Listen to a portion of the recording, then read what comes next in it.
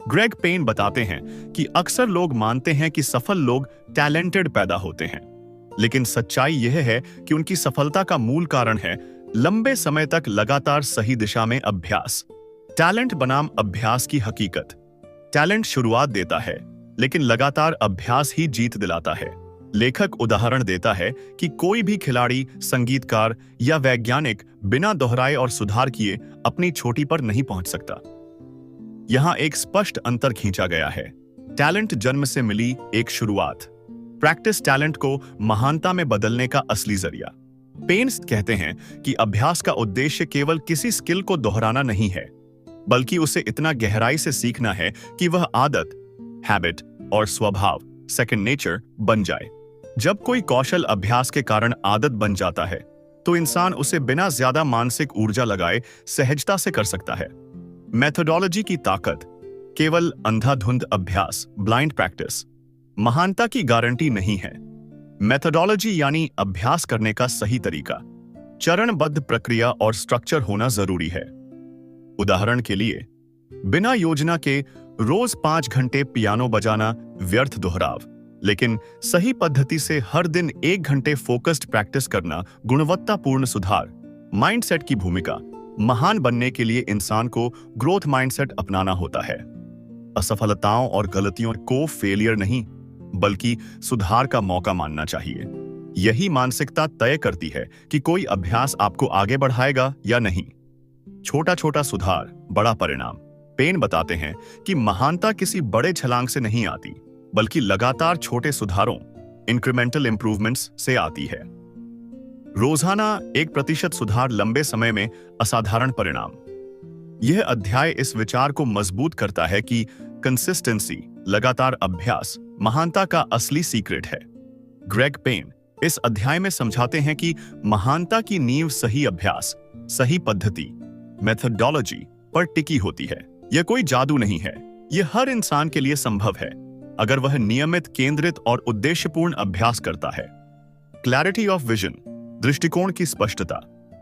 महानता पाने से पहले यह जरूरी है कि हमें यह पता हो कि हम किस में महान बनना चाहते हैं। वेग गोल, जैसे सक्सेसफुल बनना है, हमें डिस्ट्रैक्ट करता है।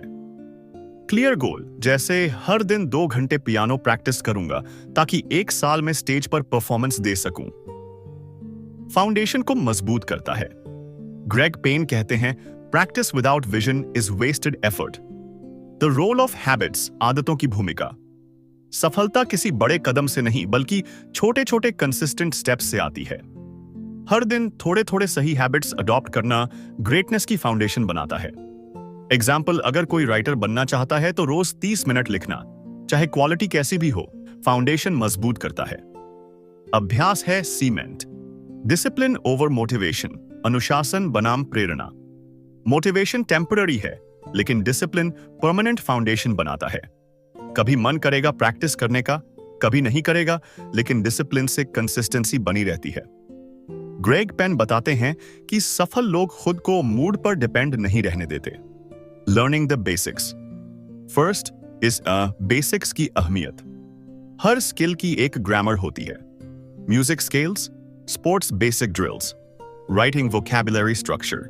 बिना बेसिक्स में मास्टरी पाए। एडवांस्ड स्किल्स सीखना अनस्टेबल फाउंडेशन पर घर बनाने जैसा है। फाउंडेशन स्ट्रांग होने का मतलब है कि फ्यूचर चैलेंजेस को संभालने की ताकत मिलना। एनवायरनमेंट मैटर्स, पर्यावरण की भूमिका। ग्रेग पेन कहते हैं, आप कांच में गुलाब नहीं उगा सकते हैं।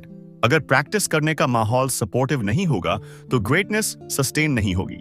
पॉजिटिव एनवायरनमेंट में शामिल हैं सही मेंटर्स, सपोर्टिव पीपल, डिस्ट्रैक्शन से दूर रहना, टूल्स और रिसोर्सेज का एक्सेस, पेशेंस एंड टाइम, धैर्य और समय का महत्व। फाउंडेशन बनाने में समय लगता है। आज की फास्ट वर्ल्ड में लोग जल्दी सक्सेस चाहते हैं, लेकिन बिना फाउंडेशन के सक्सेस टिकती नहीं है। ग्रेग पेन एग्जाम्पल देते हैं कि एक एथलीट सालों तक सिर्फ बेसिक्स प्रैक्टिस करता है ताकि टूर्नामेंट में चमक सके। ग्रेटनेस किसी शॉर्टकट से नहीं, बल्कि मजबूत फाउंडेशन पर खड़ी होती है। विजन तय करो, कहां पहुंचना है। हैबिट्स, रोज छोटे कंसिस्टेंट स्टेप्स लो। डिसिप्लिन, मूड से ऊपर उठो। बेसिक्स फंडामेंटल्स सीखो। एनवायरनमेंट, सही माहौल बनाओ।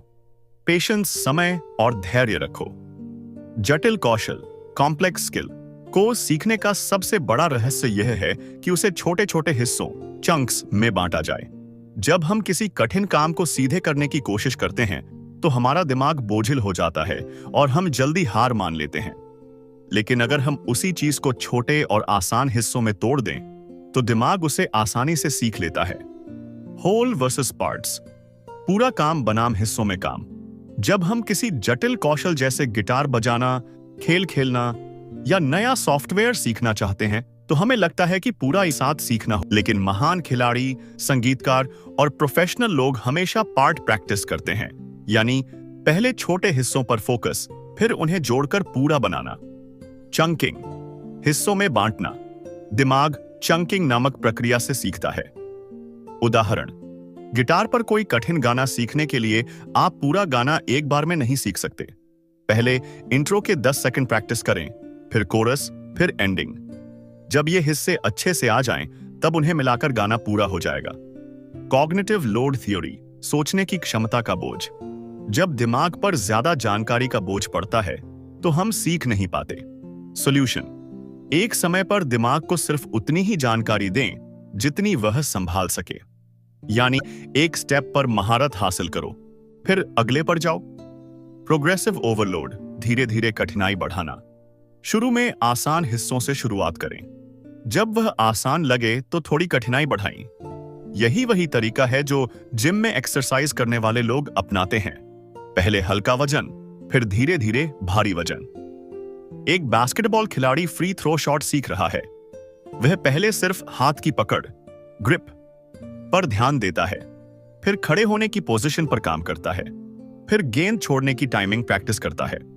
धीरे धीरे यह सब जुड़कर उसे एक परफेक्ट शॉट बनाने में मदद करता है। The power of micro wins, छोटी जीतों की ताकत। हर बार जब आप किसी छोटे हिस्से में सफलता पाते हैं तो दिमाग को रिवॉर्ड मिलता है। यह मोटिवेशन और कॉन्फिडेंस बढ़ाता है। इसी तरह छोटी छोटी जीतें मिलकर बड़ी सफलता बनाती हैं। जटिल कौशल को कभी भी सीधे पूरे रूप में मत सीखो, उसे छोटे हिस्सों में तोड़ो, हर हिस्से पर महारत हासिल करो और फिर उन्हें जोड़कर मास्टरी पाओ। यही मेथोडोलॉजी ऑफ प्रैक्टिस की असली शक्ति है, महानता का असली आधार है। जब अभ्यास सिर्फ अभ्यास न रहे बल्कि आपकी आदत, काम और हैबिट बन जाए, फिर वह लाभकारी साबित होता है, क्योंकि आपके मन मस्तिष्क पर उसका नियंत्रण स्वतः हो जाता है। सजगता, अवेयरनेस जरूरी है। आपको यह पता होना चाहिए कि आप क्या कर रहे हैं, क्यों कर रहे हैं और जिस स्तर पर हो, ताकि आप जानबूझकर उस अभ्यास को सुधार सकें। सजग अभ्यास से ही सकारात्मक आदतें बनती हैं, वरना केवल दोहराव से कुछ भी स्वचालित नहीं होता। आदत कैसे बनती है? एक आदत तब बनती है जब आप कोई काम लगातार दोहराते हो, मन में उसका पैटर्न बन जाता है। लेखक का कहना है कि खेल, संगीत या अन्य कौशलों में 21 दिनों तक लगातार दिन में 60 बार अभ्यास आदत बनाने का एक अच्छा प्रारंभिक स्तर है। खराब आदतों को बदलने के तरीके। सबसे पहले यह तय करना जरूरी है कि आप कौन सी आदत बदलना चाहते हैं और आप कैसे प्रतिक्रिया देना चाहते हैं जब वह स्थिति आए। लेखक कहते हैं, जब वास्तविक स्थिति आए तब वही काम करना सरल नहीं होता, क्योंकि पुरानी आदत हावी हो जाती है। इसलिए पहले से उस स्थिति की माइंड सिमुलेशन, मानसिक अभ्यास करें। एक ट्रिगर, उदाहरण घंटी की ध्वनि, मोबाइल नोटिफिकेशन तय करें जो आपको बताए कि अब आपको वही नई प्रतिक्रिया देनी है। धीरे धीरे ट्रिगर सुनते ही नया व्यवहार स्वचालित रूप से होता चलेगा। निर्धारित अभ्यास, छोटी शुरुआत, लगातार दोहराव। जरूरी नहीं कि हर दिन लंबे समय तक अभ्यास हो, बेसिक एकाग्रता से छोटा अभ्यास भी असरदार होता है। लेखक कहते हैं कि तय मानक हो सकते हैं, जैसे दिन में 60 बार, हर दिन 21 दिन तक, लेकिन यह व्यक्तिगत जरूरत और प्रयास पर निर्भर करता है। अभ्यास में सफलता की समझ बदलना। जब आप जानते हैं कि आप कौन सी आदत बना रहे हैं तो तुरंत परिणाम न मिलने पर निराश नहीं होते, बल्कि वह रेपिटेशन खुद एक सफलता मानी जाती है, चाहे वह आसान लगे या मुश्किल। यह मानसिक पहलू आत्मविश्वास और धैर्य दोनों बढ़ाता है। अभ्यास केवल रोज रोज करना नहीं, वह इंटेंशनल और अवेयर होना चाहिए। जब कोई व्यवहार ट्रिगर से जुड़कर स्वचालित होता है, तब वह आदत बनता है। आदतें तभी टिकती हैं जब उसे मानसिक रूप से ट्रिगर पॉइंट से पहले प्रैक्टिस किया जाए। रेपिटेशन को सक्सेस मानना और लगातार करना, इन्हीं दो चीजों से अभ्यास एक शक्तिशाली उपकरण बन जाता है। नियमित अभ्यास बनाम डिलिबरेट प्रैक्टिस सिर्फ घंटों अभ्यास कर देने से सुधार नहीं होता। इसे Greg Penn autopilot practice कहते हैं, मनस्क रूप से रट लगाने जैसा अभ्यास।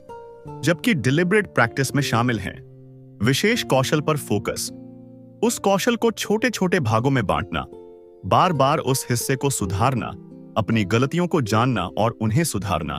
फीडबैक क्यों जरूरी है?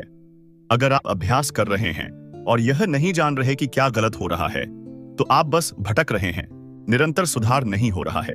फीडबैक से आपको स्पष्ट होता है कि आप क्या सही कर रहे हैं, कहां सुधार की जरूरत है, अगला कदम क्या होना चाहिए। यह फीडबैक आपसे बेहतर ज्ञान वाले व्यक्ति, कोच, टीचर, मेंटर दे सकता है, या फिर खुद रिकॉर्ड सुनकर, देखकर भी मिल सकता है। अभ्यास, सुधार, सफलता। डिलिबरेट प्रैक्टिस में प्रैक्टिस, रिफ्लेक्टिव करेक्शन दोनों जरूरी हैं। हर बार अभ्यास करके फिर उसे किसी मानक स्टैंडर्ड से तुलना करके सुधार करना, यह प्रक्रिया आपके कौशल को गहराई से विकसित करती है। जैसे संगीत में एक सुर ठीक बजाओ, रिकॉर्ड करो, सुनो, फिर छोटा अभ्यास पर तेज सुधार। 2-3 घंटे लगातार अभ्यास में अक्सर सुधार कम होता है, माइंड थक जाता है। छोटे छोटे सत्र 5 से 20 मिनट, लेकिन फोकस्ड और सुधार पर इसमें ज्यादा फायदा मिलता है। यही तरीका बड़े बदलाव की नींव बनाता है। एक टेनिस खिलाड़ी रोज सिर्फ 30 मिनट सर्व्स सुधारने की प्रैक्टिस करता है। हर फीडबैक के साथ कुछ हफ्तों में उसकी सर्व्स पावर और एक्यूरेसी में जबरदस्त सुधार नजर आता है। ऐसे माइक्रो इंप्रूवमेंट्स मिलकर उसे एलीट स्तर पर ले जाते हैं। ग्रेटनेस केवल अभ्यास से नहीं आती। जब अभ्यास स्ट्रक्चर्ड, कॉन्शियस और फीडबैक ड्रिवन होता है, तभी बड़ा फर्क आता है। डेलिबरेट प्रैक्टिस, टाइमली फीडबैक, असली मास्टरी। अक्सर लोग टैलेंट या मोटिवेशन की बात करते हैं, लेकिन असली ग्रेटनेस पाने के लिए लगातार सही ढंग से किया गया अभ्यास ही कुंजी है। Consistency versus intensity. बहुत लोग शुरुआत में बहुत इंटेंस, तेज और ज्यादा मेहनत करते हैं, लेकिन जल्दी थककर छोड़ देते हैं। ग्रेग कहते हैं कि असली सफलता उन लोगों की होती है जो छोटे छोटे स्टेप्स को रोजाना लगातार करते हैं। उदाहरण, अगर कोई हर दिन 30 मिनट गिटार बजाए, तो 1 साल बाद वो उस इंसान से कहीं बेहतर होगा जिसने 2 से 3 दिन तक 5 से 6 घंटे बजाया और फिर छोड़ दिया। The compound effect of practice. छोटे नियमित अभ्यास समय के साथ कॉम्पाउंड बढ़ते हुए असर पैदा करते हैं। रोज का थोड़ा अभ्यास आपके दिमाग और शरीर को ट्रेन करता है। यह बिल्कुल बैंक में पैसे जमा करने जैसा है। धीरे धीरे छोटी छोटी सेविंग बड़ी दौलत बन जाती। Habit loop. ग्रेग बताते हैं कि कंसिस्टेंसी तभी संभव है जब आप प्रैक्टिस को हैबिट, आदत बना दें। क्यू, संकेत। रोज का एक तय समय या जगह तय करें। रूटीन। उस समय पर अभ्यास करना शुरू करें। रिवॉर्ड, इनाम। अपने प्रगति को नोट करें या खुद को छोटा रिवॉर्ड दें। Removing friction. कंसिस्टेंसी का दुश्मन है फ्रिक्शन, रुकावट। ग्रेग कहते हैं आपको प्रैक्टिस शुरू करना आसान बनाना होगा। उदाहरण, अगर आप लिखना चाहते हैं तो हर रात नोटबुक और पेन तैयार रखिए। अगर जिम जाना है तो कपड़े पहले से निकाल कर रखिए। Emotional discipline. कई बार मन नहीं करता, लेकिन ग्रेग समझाते हैं कि फीलिंग्स पर डिपेंड मत करो। आज मन नहीं है, यह बहाना कंसिस्टेंसी तोड़ देता है। डिसिप्लिन का मतलब है चाहे मन हो या ना हो, रोज प्रैक्टिस करना। Tracking progress. रेगुलर ट्रैकिंग से आपको अपनी ग्रोथ दिखती है और मोटिवेशन बना रहता है। ग्रेग कहते हैं कि प्रोग्रेस जर्नल रखना चाहिए रोज। आप कितना किया, क्या नया सीखा,